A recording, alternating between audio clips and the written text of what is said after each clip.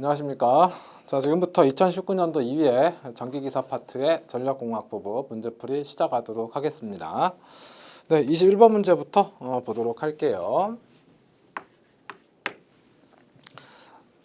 단도체 방식과 비교해서 복도체 방식의 송전솔로를 설명한 것으로 틀린 것은 이라고 했네요.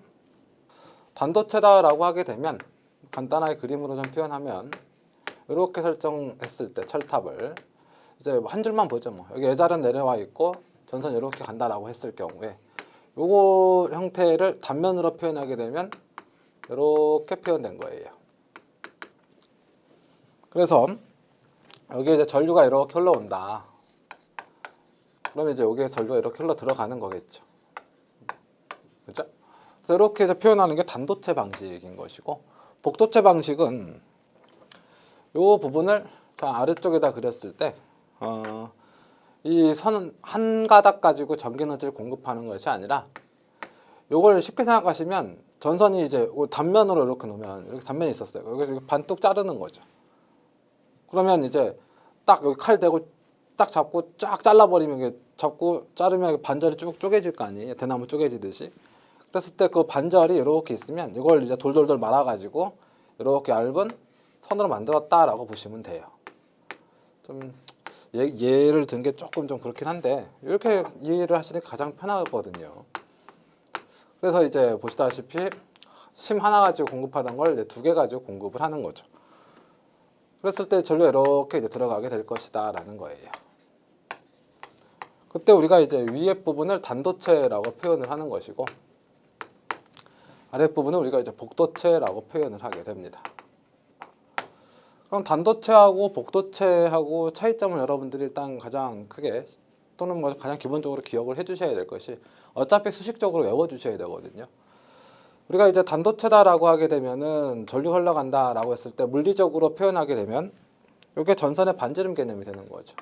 요 형태가 요 짧은 게 반지름 R이 될 텐데 우리가 이제 그 복도체로 설정을 하게 되면 등가 반경 개념을 설정할 수가 있죠. 이렇게 크게 잡아가지고. 그랬을 때 이제 가운데 선을 대략적으로 잡아서 이게 등가 반경 R2로 통상 표현을 하게 됩니다. 그 등가 반경 R2 값이라고 하는 것은 R의 n분의 1승, 그 다음 S의 n분의 n-1승. 여기에서 이제 S 값은 이 소도체, 이 도체 간격이 S가 되겠고요. R 값은 이제 요 소선의 반지름이 되겠습니다. 그래서 이제 그걸 이제 수직적으로 정리를 하게 되면 루트 RS가 되겠죠. 여기가 이제 도체수거든요. 그럼 여기다 이 집어넣게 되면 루트 RS가 나오게 돼요. 그때 요 계산된 값이 등가 반경이 되는 것이고, 그러면 위에서 설정했을 때 전선의 반지름 개념이 R인데 복도체로 설정하게 되면은 반지름 개념이 이렇게 길게 크게 표현돼 상대적으로 훨씬 크게 해요. 요거죠. 그래서 단도체에서는 R 값이 복도체에서는 R의 E 값으로 그래서 등가 반경 개념으로 표현된다. 그럼 여기서 우리가 해줘야 될 것은 R 값하고 R E 값하고 비교하게 되면 이게 더 크다라는 거죠. 그 말은 복도체를 사용함으로 인해서 이제 굵은 전선의 효과를 얻을 수가 있게 됩니다. 이게 이제 복도체의 가장 큰 어떤 의미다라고 봐주시면 되겠고, 그 다음에 복도체에서 또 하나 여러분들이 좀 설정해 주셨으면 좋은 게 선과 선 사이에 뭐가 확보되는 것처럼 보이나요? C가 확보되는 것처럼 보이는 거죠. 단도체보다 복도체를 쓰게 되면은 C 값도 커지게 돼요. 그럼 C 값이 커지게 되면요, 전기 에너지를 공급한다라고 했을 때, 예를 들어 여기 선로에서 여기서 이쪽까지 전기 에너지 공급한다고 했을 때 송전 전력이 어떤 형태로 표현됩니까? 송전 전력이다라고 하면 PS인데 이게 리액턴스 X분의 송전단 전압, 수전단 전압, 사인 델타 이렇게 표현됐을 때 요 X 값이 유도성이거든요. 근데 요 C 값으로 인해서 얘가 좀 작아지게 되죠. 그럼 송전 전력은 커지는 형태로 표현할 수가 있게 되는 거죠. 여기서 PS는 송전 전력이에요. 그래서 이런 형태의 효과도 얻을 수가 있는 것이고요. 네, 그 다음에 이제 어떤 굵은 전선 효과를 얻으면서 이제 뭐가 또 될까요? 그죠? 이 코로나 현상도 이제 또 방지 또는 억제할 수가 있는 거죠. 우리가 코로나 임계 전압이다라고 했을 때 그걸 통상 우리가 E0로 표현하는데 이게 24.3에다가 M0, M1, 그다음에 델타 D의 로그 10의 R분의 D 킬로볼트. 이때 로그 함수 형태는요. 자, 우리가 이제 입력 개념 또는 이제 어떤 변화 요소를 요걸로 놓고 결과 요소를 요걸로 놓게 되면 이건 일정 값 이상이 되면 포화가 되기 때문에 더 이상 값의 변화가 없어요. 그러니까 얘는 내버려 두고요. 그때 코로나 임계 전압이라고 하는 게 높아야 코로나 발생 빈도가 적어지죠. 그랬을 때 뭐 이제 뭐 전성계수, 날씨계수는 그다음 상대 공기 밀도는 우리가 바꿀 수가 없어요. 그럼 여기서는 이제 지름, 전선지름이 굵어져야만 코로나 임계 전압이 올라가면서 코로나 발생 빈도를 낮출 수가 있는 것이죠. 그런 효과를 이제 복도체를 통해서 얻을 수가 있게 되는 것입니다. 그러므로 여기까지 이제 말씀을 드리게 되면 보기 1번 선로의 송전 용량이 증가된다. 송전 전력이 증가된다는 얘기는 송전 용량이 커진다는 얘기랑 똑같죠. 그다음 송전 전력이 커지게 되는 것은 결국에는 안정도가 높아지는 효과도 얻을 수가 있는 것이죠. 같이 기억하시면 됩니다. 송전 전력이 커지면 안정도가 높아진다. 그 다음 전선의 인덕턴스 감소하고 정전 용량이 커진다. 그죠? L 값이 상대적으로 줄고요. C 값이 커지게 되는 것이죠. 같이 기억해 주시면 되겠고요. 자, 그 다음 전선의 전선 표면의 전이 경도가 저감되어 코로나 임계 전압을 낮출 수가 있다. 코로나 임계 전압을 높이는 거죠. 그래서 코로나 발생 빈도를 줄여주는 것입니다. 21번의 정답은 뭐 4번으로 설정해 주시면 되겠네요. 21번은 굉장히 중요한 겁니다. 코로나 복도체 및 다도체를 사용하는 이유, 특성. 그래서 여러분들 교환을 참고하셔가지고 같이 좀 잘 봐주시고 읽어주시면 좋을 것 같아요. 참고적으로 이 복도체 형태를 이제 표현하는 또는 복도체 개념을 끄집어낼 수 있는 것은 이 표피 효과 때문인 것이죠. 표피 효과를 고려해서 거기까지 좀 더 생각해 주시면 좋을 것 같고요. 네, 22번 문제로 넘어가도록 하겠습니다. 자, 유연학차가 100m고요. 최대 사용 수량이 20톤/세크, 수차 효율이 70%인 수력발전소의 연간 발전 전력량은 약 몇 킬로와트/아워냐? 다음 발전기의 효율은 85%라 한다 라고 되어 있습니다. 자, 우리가 이제 이걸 조금 알아보기 쉽게 그림으로 간단하게 좀 표현을 한다면 이런 형태로 나타낼 수가 있을 것 같아요. 그러면 이제 H미터라고 하는 높이에 물탱크가 있는데 거기에서 유량이 설정이 된다. 유량을 Q로 잡았습니다. 그게 세제곱미터/세크라고 설정하면서 이 표현이 무슨 얘기냐? 여기서 물이 떨어지는데 1초에 몇 톤당 떨어진다. 그 얘기를 하고 있는 것이죠. 그럼 물이 떨어지게 되면 여기에 이제 이렇게 이제 뭐가 있을까요? 이렇게 이제 프로펠러가 있을 것이다. 그럼 이 프로펠러가 우리는 뭐라고 설정하면 된다? 수차라고 보시면 되겠고. 그럼 물이 떨어졌고, 그러면 그 떨어진 물의 힘을 가지고 프로펠러가 돌면 축이 돌 거고, 축이 돌면은 여기에 발전기가 이렇게 있다라고 했을 때 발전기가 회전을 해서 이쪽으로 전기 에너지가 나오게 된다. 그죠? 그럼 이쪽 나오는 전기 에너지가 결국에는 발전 전력 P가 될 것입니다. 그럼 발전 전력 P라고 하는 것은 결국에 물이 가지는 에너지가 전기 에너지로 변환이 된 거예요. 그때 손실 부분을 하나도 고려하지 않는다면 9.8 HQ라고 할 수가 있는 것이죠. 근데 9.8 HQ에서 일단 기본적으로 여기까지 표현해서 단위가 킬로와트고 하나 더 1시간 기준의 값이다라고 하는 거. 그 두 개를 같이 여러분들이 착안해 주시고 기억해 주셔야 됩니다. 그럼 이렇게 지금 표현이 됐는데 문제에서 이제 뭘 찾으라고 했냐면 1년 동안 사용된 1년 동안 만들어낸 발전 전력량이죠. 그럼 이게 1시간 기준이니까 여기다 뭘 곱해야 돼요?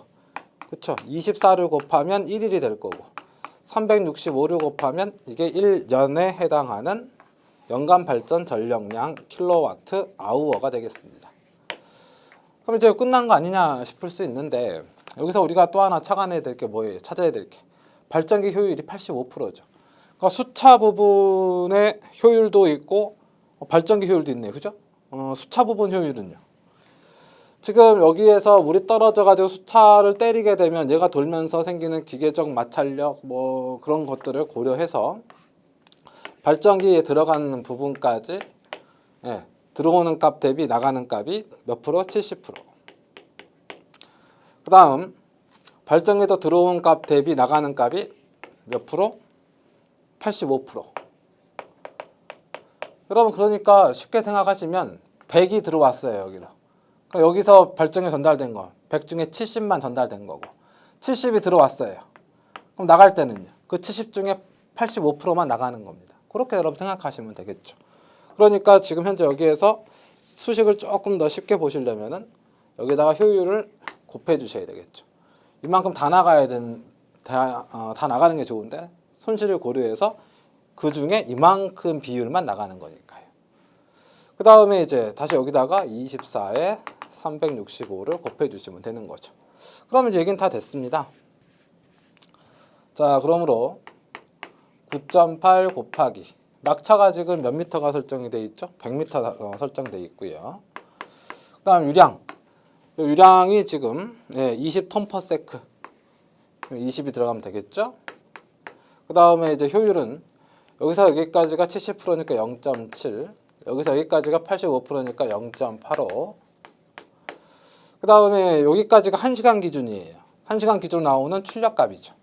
그럼 여기에 이제 24를 곱하고 365를 곱해 주시면 1년간 발생된 1년간 이제 만들어낸 전기 에너지 값이 되겠죠. 그래서 이제 이걸 계산기로 쫙 눌러 주시게 되면 10 곱하기 10의 7승 10 곱하기 10의 7승 킬로와트 아우어에 해당하는 전력의 값이 되겠다. 그렇게 여러분들이 생각해 주시면 되겠습니다. 네, 그래서 이제 22번 문제는 뭐 이 정도까지 설정하시면 되겠고요. 자, 그다음 23번 문제 보도록 하겠습니다. 부하 역률이 코사인 세타인 경우 배전선의 전력 손실은 같은 크기의 부하 전력으로 역률이 1인 경우 전력 손실에 비해서 어떻게 되는가라고 표현되어 있죠. 그러니까 역률이 1일 때에 비해서 역률이 코사인 세타일 때 어떻게 될 거냐라는 거예요. 그 말은 좀 더 쉽게 얘기하면 역률과 전력 손실은 무슨 관계냐라는 거죠. 우리가 전력 손실이다라고 하게 되면 통상 이제 PC 또는 PL로 표현을 통상 하는데 그게 전류 제곱의 저항의 곱이다라는 겁니다. 그때 그 전류라고 하는 건 아시다시피 이렇게 전선이 있을 때 이게 전원입니다. 그다음에 이제 여기 이제 부하가 있어요. 예를 들어서. 그럼 전원에서 부하 측에 전기 에너지를 공급을 해야 되죠. 부하 측 수전 전압 VN 잡아주고요. 그럼 이쪽에 전류가 IN이 흘러 들어간다. 그럼 전선에는 저항도 있을 것이고 리액턴스도 있을 것이고 그때 이 저항에서 발생하는 열이에요. 그게 전력 손실이 되는 것이죠. 그때 부하가 받아들이는 전력이 P값으로서 전압 곱하기 전류의 코사인 세타가 될 겁니다. 그러면 이 전류라고 하는 건 얘죠. 그 전류가 부하로 들어오는 거니까. 그럼 전류값 IN은 VN의 역률 코사인 세타에 이걸 가지고 이제 전력값 P를 나눠주면 전류가 될 것이고요. 이게 이제 이 자리에 들어가는 것이죠. 그러면 전력 손실값 PC는 어떻게 될 것이냐? 전압의 제곱, 역률의 제곱, 분의 P의 제곱. 여기다가 R 값은 쪼개게 되면 로우 A분의 L. 그래서 전력 손실값 PC라고 하는 것은 역률의 제곱에 뭐가 됩니까? 반비례 개념이 되는 것이죠. 역률의 제곱이 반비례니까 코사인 제곱 세타분의 1로 나타나게 될 것이다. 뭐 그렇게 우리가 이제 설정할 수가 있는 것이죠. 그래서 23번 문제에서 여러분들이 꼭 기억하셔야 될 아주 중요한 공식. 전력 손실을 나타내는 이 수식을 절대 잊으시면 안 되고요. 이 식을 결론식으로 이 식만 외워도 뭐 나쁘진 않습니다만 여러분 어차피 이 식을 외우셔야 되거든요. 이 식을 못 외우시건 전기시험 합격 못해요. 그 다음에 부하에 나타난 이 소비전력 또는 부하에 나타난 출력값도 식을 외워주셔야 됩니다. 당연히. 그래서 이 식을 가지고 전류를 구하실 수 있으셔야 되고요. 그래서 전류를 가지고 여기다 집어넣으면 이 식이 나올 수 있어야 되죠. 그러니까 여러분들이 결국엔 하나, 둘, 셋, 네 개의 식을 다 외워주셔야 된다라는 거 잊지 마시기 바랍니다.